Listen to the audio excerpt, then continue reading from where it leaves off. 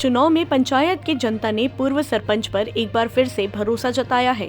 460 वोटों से जीत मिली है। जनपद पंचायत क्षेत्र अंतर्गत ग्राम पंचायत पौड़ी में पूर्व सरपंच रामचंद्र मरावी की जीत हुई है। सरपंच के पद के लिए 3 उम्मीदवार थे मैदान में, पड़े थे 634 वोट।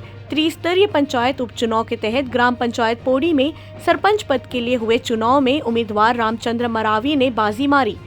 चुनाव में 3 उम्मीदवार मैदान में थे। पौड़ी पंचायत से 3 प्रत्याशी चुनाव में अपना भाग्य आजमा रहे थे, जिसमें पूर्व सरपंच होने के कारण पंचायत के ग्रामीणों ने एक बार फिर पूर्व में पंचायत हित में किए अच्छे कार्य को देखते हुए अच्छे वोटों से जीत मिली, जिसका फायदा उसे मिला। रामचंद्र मरावी को सबसे ज्यादा 460 वोट मिले, जबकि कुंजराम नेताम को 12 वोट, सगुन पैकरा को 155 वोट ही मिले। वोटिंग के लिए 2 बूथ बनाए गए थे, जहां कुल 634 वोट डाले गए, जिसमें 7 वोट रिजेक्ट भी हुआ।